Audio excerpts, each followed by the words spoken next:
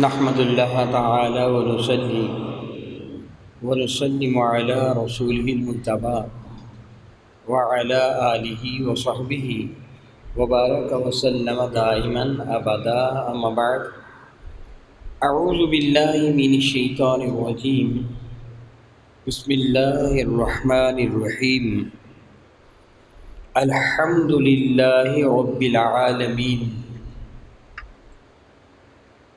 اعوذ باللہ من الشیطان الرجیم، یعنی میں پناہ میں آتا ہوں، اعوذ باللہ، میں پناہ میں آتا ہوں اللہ رب العزت جل وعلا کی، من الشیطان الرجیم، اس شیطان کے مقابلہ میں کہ جو رجیم ہے، جو راندہ ہوا ہے۔ قرآن مجید فرقان کی تلاوت کے آداب میں سے ایک ادب یہ بھی ہے کہ اللہ تعالیٰ فرماتا ہے وَإِذَا قَرَأْتَ الْقُرْآنَ فَاسْتَعِذْ بِاللَّهِ مِنَ الشَّيْطَانِ الرَّجِيمِ، کہ جب تو قرآن مجید فرقان کی تلاوت کا ارادہ کرے، قرآن پاک پڑھنا چاہے، تو پہلے اپنے رب کی پناہ میں آ جایا کر، اپنے رب کے حضور حاضر ہو جایا کر کہ اللہ تعالیٰ ابلیس لعین کے شر سے مجھے اپنی پناہ میں رکھنا۔ میرے اور آپ کے کریم آقا تاجدار ارب شفیع معظم رحمت عالم صلی اللہ علیہ وسلم کا ارشاد گرامی قدر ہے کہ بندہ جب اللہ رب العزت جل کی پناہ میں آ جاتا ہے تو رب کائنات جل اور اس کی حفاظت فرماتا ہے۔ میرے نبی نے ارشاد فرمایا کہ یوں بھی پڑھ لیا کرو اعوذ بکلمات اللہ التامات من شر ما خلق۔ جب رب کائنات کی پناہ میں بندہ آ جاتا ہے اس کی حفاظت کس انداز سے ہوتی ہے؟ ایک آدمی کے یعنی ایک صحابی کے بچھو لڑ گیا، اس بچھو نے ڈس لیا ایک صحابی کو، وہ سو بارگاہ بے کس پناہ میں حاضر و عرض کیا یا رسول اللہ علیہ السلام مجھے بچھو نے ڈس لیا ہے۔ تو میرے کریم فرمائیں کہ اے کاش تو نے پڑھا ہوتا اعوذ بکلمات اللہ التامات من شر ما خلق، تو بچھو تجھے ڈس نہیں سکتا تھا۔ یعنی جب رب کائنات جل وعلا کی پناہ میں کوئی انسان آ جاتا ہے تو رب کائنات اس کی حفاظت فرماتا ہے، ظاہری وباؤں سے بھی اور باطنی وباؤں سے بھی، امراض سے بھی۔ قرآن مجید فرقان کے پڑھنے سے پہلے اعوذ باللہ من الشیطان الرجیم، یا امام غزالی فرماتے ہیں احیاء العلوم میں کہ اعوذ باللہ السمیع العلیم من الشیطان الرجیم، یوں پڑھ لیا جائے تو زیادہ بہتر ہے۔ میرے اور آپ کے قریب آقا تاجدار ارب شفیع معظم رحمت عالم صلی اللہ علیہ وسلم کے صحابی حضرت سیدنا عبداللہ بن عمر رضی اللہ تعالیٰ عنہ یوں پڑھا کرتے تھے اعوذ بکلمات اللہ التامات من غضبہ وعقابہ وشر عبادہ وہمزات الشیاطین ان یحضرون۔ یہ میرے نبی کی تعلیم فرمودہ تعوذ کا ایک انداز تھا، یعنی اللہ کے حضور پناہ میں آنا۔ سیدنا عبداللہ بن عمر رضی اللہ تعالیٰ عنہ یہ پڑھ کر بچوں کو دم فرما دیا کرتے تھے اور یہ پڑھنے کی تعلیم اور ترغیب دیا کرتے تھے میرے نبی کے حکم کے مطابق، کہ یہ میرے نبی نے ہی تعلیم عطا فرمائی تھی۔ اور حضرت عبداللہ بن عمر وہ بچے یا وہ سمجھدار جو خود پڑھ سکتے ان کو پڑھا دیتے، جو خود نہ پڑھ سکتے تھے کسی شے پر لکھ کر ان کے گردن میں لٹکا دیتے۔ تعویذ تفعیل کے وزن پر ہے کہ کسی کی پناہ میں آنا۔ تعوذ اللہ رب العزت جل وعلا کی پناہ میں آنے کے لفظ تعوذ استعمال کیا، اس کا معنی بھی یہی ہے کہ کسی کی پناہ طلب کر اس کی پناہ میں آنا۔ جب بندہ اعوذ باللہ من الشیطان الرجیم پڑھتا ہے تو اللہ تعالیٰ کی پناہ میں آتا ہے۔ تعویذ کا معنی بھی یہی ہوتا ہے۔ اسی لیے میرے اور آپ کے کریم آقا رسول اللہ شفیع معظم رحمت عالم کا ایک ارشاد گرامی قدر ہے، مفہوم حدیث ہے، جس نے اپنی گردن میں اپنے گلے میں کسی شے کو تعویذ کی نیت سے لٹکایا، اللہ تعالیٰ اس کو اسی کے حوالے کر دیتا ہے۔ معاذ اللہ تعالیٰ سبحان اللہ تعالیٰ، ہمارے یہاں جہالت کی وجہ سے بعض بیماریوں کے دوران اپنے گلے میں کبھی لہسن کی پوتیاں، کبھی کسی جانور کا کان، کبھی کسی جانور کی ہڈی، کبھی کوئی لکڑی، کبھی کوئی پتھر، کبھی کوئی منکبہ لٹکا لیا جاتا ہے شفا کے لیے سے۔ یہ فعل حرام اور ناجائز ہے، اس کی قطعاً اجازت نہیں ہے۔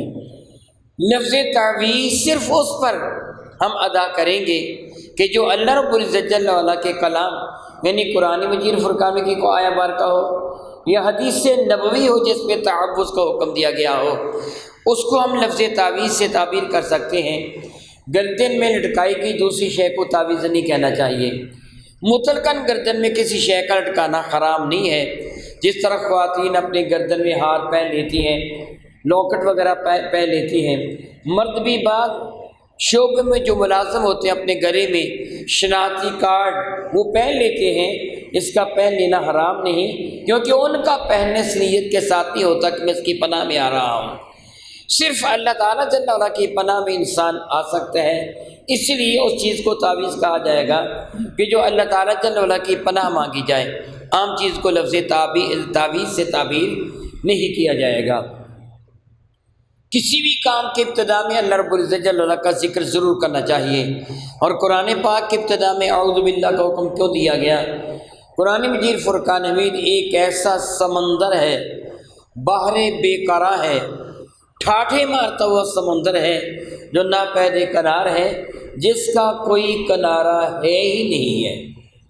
یہ میں محض اور محض عقیدت اور محبت کی بنا پہ نہیں کہہ رہا، بلکہ یہ عقیدہ ہے۔ یہ بات صرف محبت نہیں ہے بلکہ عقیدہ ہے، کیونکہ قرآن کریم اللہ تعالیٰ کی صفت، قرآن کریم اللہ تعالیٰ کی صفت کلام ہے، اور اللہ تعالیٰ کی کسی صفت کی کوئی حد ہے ہی نہیں ہے۔ جو حد میں آ جائے وہ اللہ نہیں ہے، جو حد کی قیود میں آ جائے، حد کی قید میں آ جائے، یہاں سے لے کے یہاں تک ایک حد میں آ جائے، وہ اللہ ہے ہی نہیں۔ اللہ تعالیٰ کی ذات اور اللہ تعالیٰ کی صفات دونوں لامحدود ہیں، ان کی کوئی حد نہیں ہے، اور دونوں غیر فانی ہیں۔ ان کی جانب فنا کی نسبت کرنا کفر کی حد تک حرام ہے۔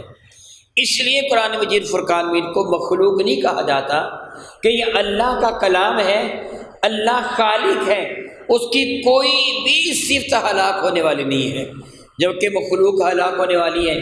میں اس کی سادہ سی مثال دے کے آپ کو سمجھاتا ہوں تاکہ میری بات کا سمجھنا آپ کے لیے آسان ہو جائے۔ اللہ رب العزت جل وعلا سمیع بھی ہے، بصیر بھی ہے، سنتا بھی ہے اور ملاحظہ بھی فرماتا ہے، علیم بھی ہے، خبیر بھی ہے، وہ جانتا بھی ہے اور خبر بھی رکھتا ہے۔ دیکھیے میں بھی دیکھ رہا ہوں اور آپ بھی دیکھ رہے ہیں، بصیر آپ بھی ہیں۔ رب کائنات نے کچھ علم کی بھیک مجھے ناچیز کو بھی عطا فرمائی ہے، اور آپ بھی علم رکھتے ہیں، اس لیے آپ بھی علیم ہیں، میں بھی علیم ہوں۔ آپ کو بھی کسی چیز کی خبر ہے، مجھے بھی خبر ہے، میں بھی خبیر ہوں، آپ بھی خبیر ہیں، مگر ان میں فرق کیا ہے؟ یاد رکھیے اللہ تعالیٰ کی ساری صفات ذاتی ہیں، اللہ کے سوا ساری مخلوق کائنات کی اعلیٰ ترین مخلوق میرے کریم آقا ہے۔ میرے نبی سے بڑھ کر پوری کائنات میں اللہ نے کسی کو تخلیق فرمایا ہی نہیں ہے۔ عزت کے اعتبار سے، عظمت کے اعتبار سے، شان کے اعتبار سے، رفعت کے اعتبار سے، قدرت اور طاقت کے اعتبار سے، علم فضل کے اعتبار سے، وہ تمام کے تمام جو خصوصیات خاصہ ہیں وہ رب کائنات نے میرے نبی کو عطا فرما دی۔ خود ارشاد فرماتے ہیں وَأَتْمَمْتُ عَلَيْكُمْ نِعْمَتِي، اور میں نے وَأَتْمَمْتُ عَلَيْكُمْ نِعْمَتِي، وَأَتْمَمْتُ عَلَيْكُمْ نِعْمَتِي، محبوب میں نے ساری نعمتیں آپ مصطفیٰ کو عطا فرما دی ہیں۔ تو حضور کی بھی ساری صفات وہ عطائی ہیں، کوئی بھی صفت ذاتی نہیں ہے۔ اللہ تعالیٰ کی ساری صفات ذاتی ہیں، کوئی بھی صفت عطائی نہیں ہے۔ عطائی اسے کہتے ہیں جو کوئی کسی کو دیتا ہے، اللہ تو کائنات کو دینے والا ہے، رب تو محتاج نہیں ہے۔ اس لیے میرے نبی بھی اپنی ساری صفات میں اپنے رب کے محتاج ہیں، پھر میرے نبی سے بڑھ کر تو کوئی ہے ہی نہیں ہے۔ تو پتہ چلا کہ ساری مخلوق کی جتنی صفات ہیں یہ محدود ہیں، عطائی ہیں، ختم ہونے والی ہیں۔ اللہ وہ ذات ہے جس کی کوئی بھی صفت محدود نہیں ہے، عطائی نہیں ہے اور ختم ہونے والی نہیں ہے۔ پھر میں ان صفات کے اظہار کے لیے محتاج ہوں، دیکھنے کے لیے آنکھ کا محتاج ہوں، سننے کے لیے کان کا محتاج ہوں، بولنے کے لیے زبان کا محتاج ہوں۔ اللہ حاضر قیاس میرا اللہ کسی کا محتاج نہیں ہے، وہ صمد اور بے نیاز ہے۔ پھر میری صفات ایک حد تک ہے، میں ایک حد تک دیکھ سکتا ہوں، ایک حد تک سن سکتا ہوں، وغیرہ وغیرہ۔ میرے اللہ کی ساری صفات لا محدود ہے۔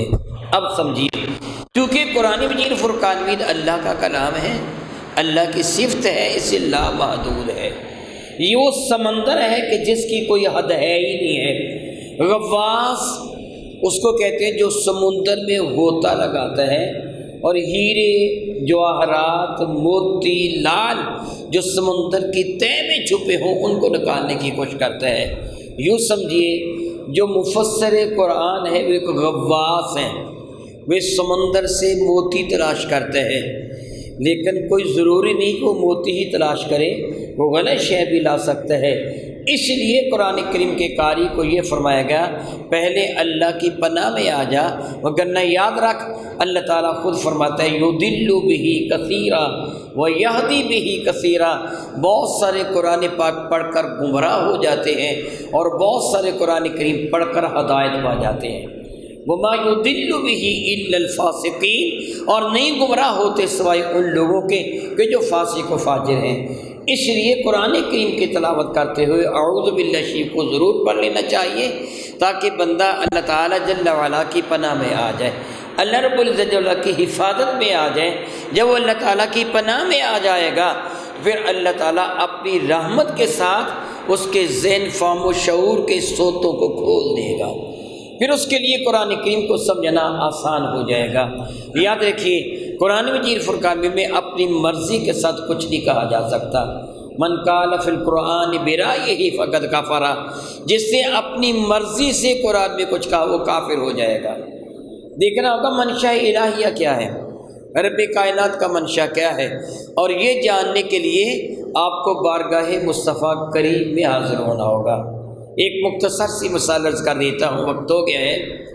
لفظ صلاۃ ہے، اس کے بہت سارے معنی ہیں، اور معروف معنی میں جو آپ استعمال کرتے ہیں دعا بھی ہے، میرے نبی پر درود بھی ہے، اور نماز بھی ہے جو آپ استعمال کرتے ہیں۔ ویسے اس کے بہت سارے معنی ہیں، جلانا، بھوننا، ٹانگیں لٹکا کے بیٹھنا وغیرہ، یہ سارے لفظ صلی میں آ جاتے ہیں۔ صلی اللہ بنا، دودھ کا ابالنا، صلی اللہ حما، گوشت کا بھوننا۔ اللہ تعالیٰ فرماتا سیصلی نارا ذات لہب، ان قریب جلائے گی اس کو وہ آگ جو شعلوں والی ہے، وسیصلون سعیرا، ان قریب ان کو وسیصلون، اور ان کو جلایا جائے گا سعیرا، جہنم کی آگ میں۔ یعنی صلی کا معنی جلانا بھی ہوتا ہے۔